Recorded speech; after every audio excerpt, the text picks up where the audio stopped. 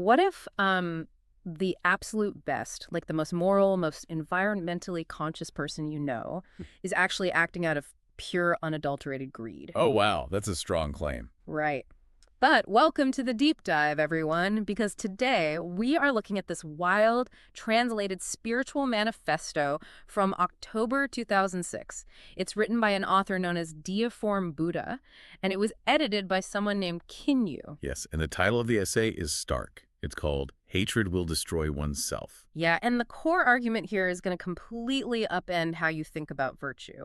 I mean, it proposes that the only way to achieve perfect, like saint-like goodness in this world is to be 100% unapologetically selfish. Which just sounds like a massive contradiction right off the bat. Yes. I mean, we are deeply conditioned from childhood, to believe that genuine goodness requires self-sacrifice. Yeah, you help the proverbial old lady across the street because it's good for her, not for you. Exactly. But this text, it just strips all that altruism away. It basically forces you to look at the raw mechanics of human motivation. The author argues that pure selfishness, when it's calculated on this massive cosmic scale, is actually the ultimate engine driving perfect virtue. Okay, let's unpack this because I was reading through this essay and the opening lines literally made me drop my coffee. I know exactly which part you're talking about. Right, like the author doesn't even try to dress this up in flowery, spiritual language. They just outright declare, and I'm paraphrasing a bit, but they say, first, let me declare that I am selfish. I lack virtue and care only about how I can ascend to the heavenly kingdom. It's so blunt. It is. They follow that up by saying they have absolutely no interest in, like, concerning themselves with anything else in the universe because, well, all of that is already governed and arranged by the Tao, the natural order of things. Yeah, and that opening is just a brilliant rhetorical device because it instantly disarms the reader. Well, they're basically demanding that you do not put them on a pedestal. Everything this author does, even establishing what they call the era of Lifechanyuan for humanity, is a highly calculated move. Okay, we should probably quickly define what Lifechanyuan actually is for everyone listening. Right, good point. So in this framework, it's a proposed new era of spiritual harmony for humanity. And it's guided by this ultimate unifying force that they call the greatest creator. But the catch is the author isn't trying to usher in this era to save humanity out of the goodness of their heart. Exactly. They're doing it purely to earn the greatest creator's favor. They are essentially a spiritual day trader. I mean, look at the mechanics of what they're proposing. That's a great way to put it. You have this finite currency of a human lifespan, right? Which is incredibly short and, frankly, fragile. And they are taking that tiny bit of capital and investing it in the one asset that provides ultimate compound interest. Infinite existence. Exactly. What they capitalize as life in heaven. The author literally calls this life's greatest transaction. They are just trading a few decades of effort for an eternity of unparalleled returns. What's fascinating here is how it goes far beyond just removing the guilt of wondering if you are, quote-unquote, a good person. Oh, it completely deletes it. Right, it turns ethics into a math equation. Think about that heavy burden of moral altruism you carry around every day. The constant societal pressure of asking, am I doing this for the right reasons? Is my ego getting in the way? Yes. The constant second guessing. This philosophy completely deletes that anxiety. If your ultimate overarching goal is just surviving eternity and enjoying the bliss of heaven, then being an ethical person on earth isn't some agonizing moral duty anymore. It's just good business. Exactly. It is simply the most rational, self-serving business decision you can make. The author is, they're striving to accumulate merits and treasures in the heavenly kingdom, completely expecting nature and the universe to nurture them purely as a return on that investment. Okay, let's bring this down to earth, though. Because how does a math equation of cosmic greed actually translate into someone, like taking out the trash or helping your neighbor? Well, the author provides a look at their daily practice, their cosmic balance sheet, so to speak. And it turns out the selfish pursuit of heaven looks exactly like being an incredibly upstanding citizen, which is wild. It really is. They write that basically because they are selfish. They honor their parents, they care for their siblings, they raise their children conscientiously, and they repay all their debts. But the mechanism driving those actions, it's not love. It's entirely rooted in a concept we can call the reincarnation trap. Right. Yes. The author strives to live without leaving any regrets, specifically so they can transcend the human world. They want to stop the cycle of being reborn. So in this cosmology, a spiritual debt isn't just some metaphor. It's a literal binding contract. Exactly. Like, think about the last time you ignored a friend who needed help, or, I don't know, maybe you stepped on a bug without thinking. We've all been there. Right. But in this framework, you didn't just make a minor moral misstep. You just signed a cosmic contract that guarantees you will be returning to Earth to pay it off. And the author views any unpaid debt, whether to nature, parents, children, spouses, friends, neighbors, or even total strangers, as this heavy anchor. If you owe anything, you are tethered to the human world. You physically cannot ascend to the heavenly kingdom. Right. And that tethering applies intensely to the natural world as well. The author explicitly states they avoid harming animals or destroying their habitats. But the underlying mechanics are what's so fascinating there. Benefiting at the expense of an animal creates a debt to that specific life form. Yes. They refuse to harm animals because they do not want to risk being reborn into the animal realm just to repay that debt. Wow. So they view harming an animal not as cruelty, but as sowing the seeds of disaster for their own future trajectory. Boy, I really have to challenge the logic of this text here. Go for it. If you are doing all these incredibly noble things, you're protecting forests, raising your kids well, being a flawless neighbor, but you're doing it purely out of a terrified obsession with your own spiritual credit score, doesn't that inherently cheapen the action? It's a fair question. I mean, put yourself in the shoes of the child being raised by this person. Does it matter to the child that they are being nurtured if the parent's internal monologue is just, I am feeding you so I don't get trapped in the reincarnation cycle? See, that friction point is central to evaluating this whole philosophy. The author's counter-argument is that your judgment of their motivation is, well, it's entirely irrelevant to the material outcome. Irrelevant how? Because the universe does not care about your feelings. It cares about the flow of energy. The author's ultimate goal is securing total inner peace. Right, there is a deeply illuminating line in the text where they say, even if I must eat dry grass, I wish to produce milk. Even if I must drink dirty water, I aspire to exude the fragrance of wine. If we connect this to the bigger picture, it's a striking visual, right? Eating dry grass to produce milk. Yeah, it's visceral. You are taking in the absolute worst the world has to offer, and you are outputting something nourishing. But notice the mechanism behind it. They immediately clarify, and I'll quote again, this is not for the sake of others, but to ensure my own inner peace. Ah, there's that selfishness. Always, by embracing hardship and filtering it into something valuable, they are building an internal fortress. They ensure their own heart remains calm and totally free from anxiety, regardless of how brutal the outward circumstances get. So the outward action, the milk, the wine, is beautiful and sustains the world. But the inward motivation is pure, impenetrable self-preservation. Precisely.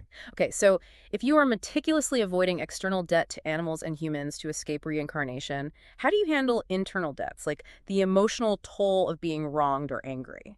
That brings us directly to the title of the piece, and their views on hatred. Here's where it gets really interesting, because the author shares this visceral anecdote about standing in front of a mirror. Oh, the mirror story, yes. They talk about looking in a mirror and noticing that when they were happy and peaceful, their reflection appeared physically beautiful. But when they allowed themselves to be filled with hatred, their face became twisted, ugly, and repulsive. And in this spiritual framework, those aesthetics are not superficial. They are profoundly structural. What do you mean by structural? Well, think of what the author calls the life structure as a sort of spiritual DNA sequence. Every time you harbor hatred, it's like introducing a toxic mutation into that DNA. So getting mad literally mutates your soul. According to the text, yes. Ah. Over time, those mutations physically warp your spiritual form. The text asserts that celestials in the heavenly kingdom are inherently beautiful. So when the author says they cannot be ugly, they mean it literally. Heaven has a strict architectural code. Exactly. And a mutated, hateful soul simply cannot fit through the door. So it's literal spiritual disfigurement. Hating someone doesn't just give you an ulcer in the present moment. It structurally damages your soul and legally disqualifies you from paradise. Which is why they resolutely reject hatred. Not because they want to be the bigger person, Right. and not because they want to forgive their enemies, Right. but purely to save their own skin. This raises an important question, though. Wait, no, actually, this forces us to look at how this highly self-protective system handles genuine victimhood, because this is perhaps the most challenging aspect of the entire essay. It really is. It can be quite jarring for a modern reader. It stopped me in my tracks. The author writes that if their life is filled with hardships, if they are deceived, or if they are violently bullied, it is not the fault of the people abusing them. Yes. They say it is simply the result of their own life trajectory, their predetermined destiny. And because of that, they refuse to seek revenge, they refuse to bear grudges, and they absolutely refuse to place blame on their abusers. And the motive is consistent, right? They state, this is not out of consideration for others, but to preserve the perfection of my own life structure. To harbor hatred is to destroy oneself. Right. By refusing to engage in hatred, they basically deny the abuser any ability to mutate their spiritual DNA. So if someone scams them out of their life savings, the author essentially says, well, that was my destiny. My bank account is empty, but my soul is pristine. I'm moving on. It operates as the ultimate psychological defense mechanism. By totally removing blame from the equation, the author denies their abusers any power whatsoever over their emotional state. The bully cannot make them hateful. Exactly. They maintain absolute, unshakable sovereignty over their own mind. But, I mean, we have to analyze the dark side of this. This raises an important question. If you never hold anyone accountable because you are too busy aggressively protecting your own spiritual perfection, does that allow injustice to thrive unchecked? That's the tension. Is accepting all deception as mere destiny a profound way to protect your soul? Or is it a very convenient, dangerous way to excuse bad behavior in the society around you? It's like they have built a completely impenetrable, gleaming fortress around their own mind, but they have locked themselves inside it while the world outside burns. That's a powerful image. Yeah. And speaking of how they interact with the people outside that fortress, we have to look at how this philosophy weaponizes love. Oh, yes. Because if hatred is the ultimate liability that ruins your asset, love is the ultimate leverage to grow it. The author's economics of love are purely transactional, and they flip our standard understanding of affection completely upside down. They really do. The author writes, because I am selfish, I choose to love others. It sounds so backwards. And the mechanism here is wild. They love others because love is an inexhaustible resource, and giving it freely doesn't create debts for the author. Instead, it makes other people indebted to them. Yes. The stated, calculated goal is to have the rest of the world owe them. They're trying to clear their own balance sheet to zero while aggressively buying up the spiritual debt of everyone around them. It is a strategy of infinite leverage. The logic is that any debt owed to the author must eventually be repaid by the universe. So by loving endlessly and without condition, their own life space expands and grows exponentially more beautiful. Right. The more lives owe them, the more glorious and harmonious their eternal existence becomes. But surely the strategy breaks down in practice. I mean, think about it. If I'm your friend and I suddenly realize you are only cooking me dinner and helping me move my furniture so you can build your cosmic portfolio. You're not going to be very happy? No, I am going to feel manipulated, not loved. How does the author reconcile the fact that calculated love is usually recognized as completely fake? Well, here's the thing. The author's cosmology sidesteps human psychology entirely. To them, the universe operates on objective laws, much like gravity. If you drop an apple, it falls, regardless of how the apple feels about it. If you output actions that benefit another life form, a debt is created, regardless of whether that life form feels manipulated by your internal spreadsheet. Wow. So intentions really don't matter to the universe in this system. Not in the way we think. The author is simply applying the macro strategy of the highest power to their own micro-existence. The text actually states that the wisdom of the greatest creator lies exactly here. All life in the universe is indebted to the creator, and therefore all naturally follow the creator. So the author is just trying to mimic that business model. Basically, yes. So they are building this massive portfolio of spiritual IOUs, but they are incredibly strict about who they allow into their network, right? Extremely strict. Yeah. The author declares that because they are selfish, they no longer form bonds with worldly mortals. They are cutting ties with average people. And the rationale is just mathematically cold. It is. The suffering of worldly people is endless. Bonding with them means inheriting that boundless pain and entangling your clean balance sheet with their messy one. It is the exact equivalent of exclusively networking with corporate VIPs. That's a perfect analogy. Right. You ignore the entry-level employees because their problems will drag you down, and you only mingle with the executives. The author states they choose to associate exclusively with sages, bodhisattvas, angels, celestials, and Buddhas. And they also specifically seek out what they call the gems of the human world, the Chanyuan Celestials. We should probably clarify that term for the A listeners. good idea. In this framework, Chanyuan Celestials represent the absolute highest tier of humanity, the spiritual elite who understand and practice these exact mechanics. By bonding only with these gems and higher beings, the author is ensuring their own upward mobility. They literally write, "When they ascend to the heavenly kingdom, our bonds will guide me there as well. They are attaching their carriage to the fastest horses." And there is an intense urgency to all of this. Oh, definitely.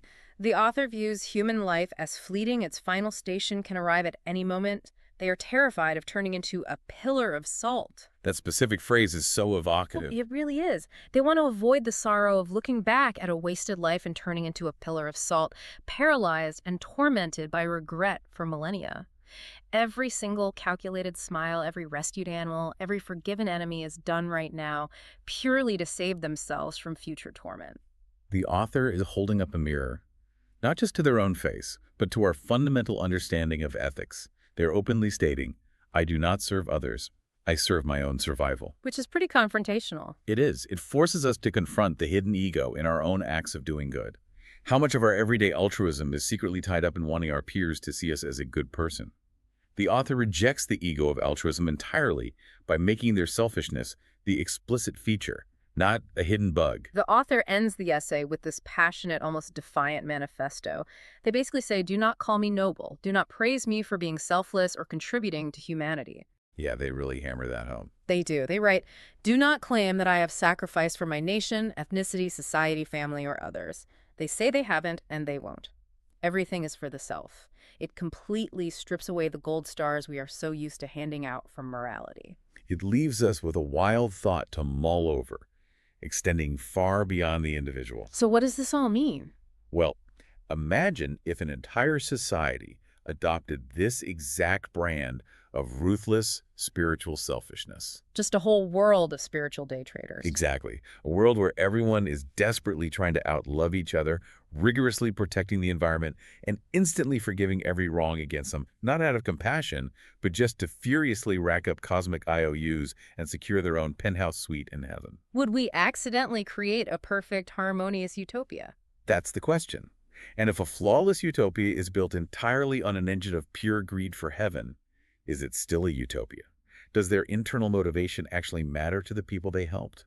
Or is a good deed still a good deed, regardless of the selfish engine driving it? That is the ultimate paradox.